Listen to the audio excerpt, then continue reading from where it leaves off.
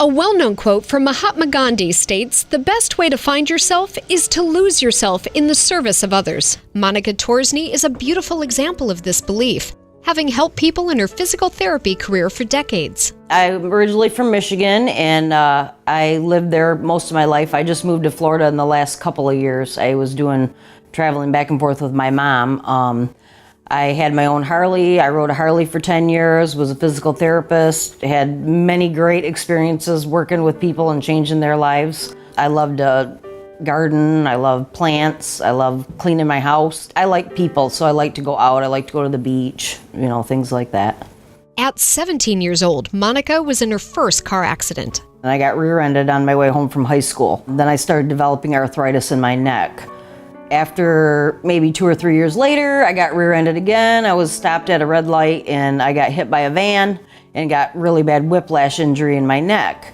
And then it really started to get pretty bad. So I was very young, maybe early 20s when a lot of my pain started.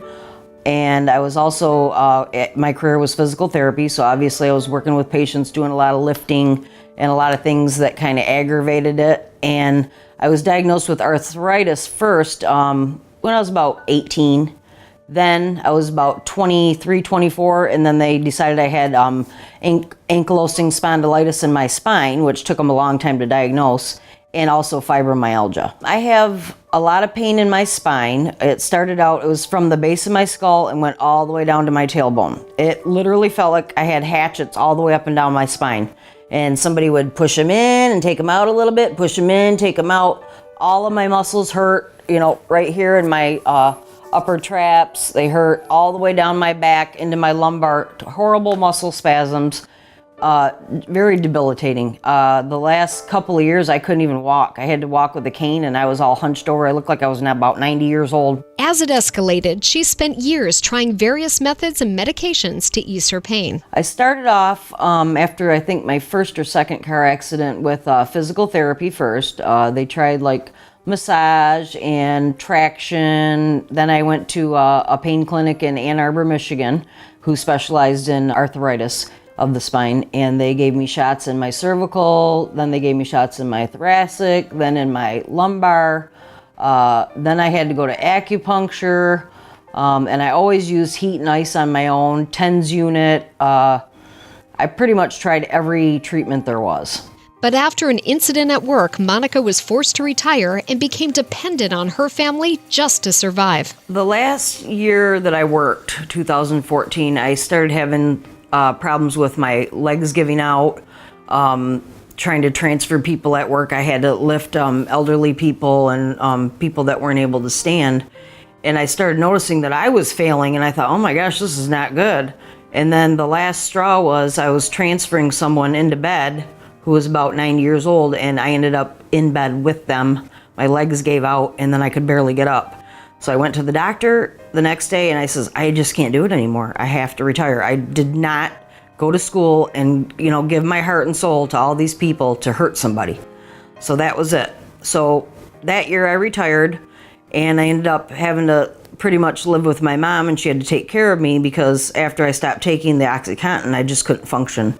I was in bed, most of the day. She had to give me a shower, wash my hair. I was like a baby almost. It was really sad. Then I started coming down here with her to Florida like a snowbird because I couldn't take the cold weather anymore. So I got down here and I ended up meeting the man that I'm married to now, my husband, and he told me that he was riding motorcycles with a friend of his that they ride with through a Harley group. And he said, boy, why doesn't your wife ever ride with you? And he said, well, she's got terrible arthritis and she's in a lot of pain. She can't barely get out of bed. And he's like, well, you know what? He said, my cousin went to the Bonatti Institute and they changed her life and you should go there.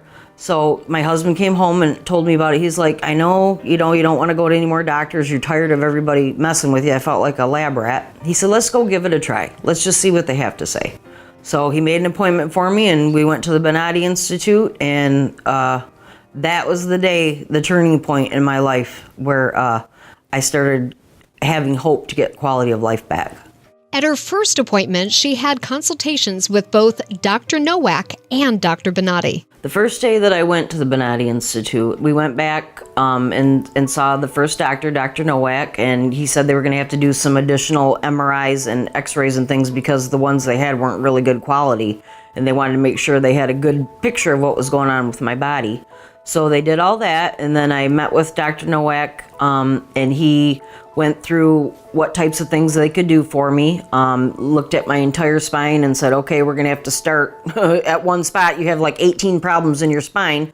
We'll have to start somewhere, either at the bottom or the top, and figure out what to do from there. So they were going to set me up and do my lumbar first. And so that was going to be my first surgery, and it was going to be within about a month or so. And I was walking out, back out to the main lobby, and I was all hunched over walking with my cane, and Dr. Bonati saw me, and he said, hey, wait a minute, why are you walking like that? And I said, because I have to, I can't stand up straight. And he says, come with me. So he pulled me back in one of the rooms back there where they have the MRI, and he pulled out my MRIs and started looking at it. He says, you know what? I think we're going to have to start with your thoracic because you have compression fractures. Your back is actually broken. No wonder you're walking like that. Targeting the most critical issue first, the Bonati team began Monica's surgical summary with her thoracic spine. While on the table in the operating room, she was able to confirm her pain was eliminated to the surgeons. And they have you go right back to the surgery center. And I went back in there and put my Ted hose on for surgery and got all ready, got my hair all up in one of those funny things. And they took me back to the room, and the nurse did a complete, they go over you from head to toe. They talk about what they're going to do. Probably was maybe about half hour once I got back there, and they took me right back to surgery.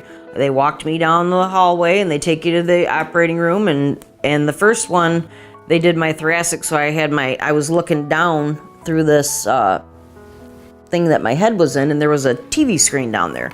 And they said, we're going to wake you up during the surgery because we need to know exactly where the pain is so we know how to help you. I remember them waking me up and saying, okay, where can you feel this? Where's the pain at? And I was like, my back, the right side, the left side, wherever the pain was at.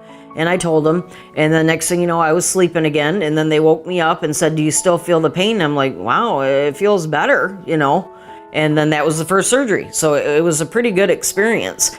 Being the case with multi-level issues, Monica has more Bonati spine procedures to go, but she can already feel pain relief. She can walk with more confidence and begin to enjoy living her life again. With each of the 5 surgeries that I had, each one was better and better, and I recovered more quickly each time. I think the first one, it took a couple weeks, and then I was really doing well. I was walking good. I actually could walk a little bit without my cane for the first time in 5 years.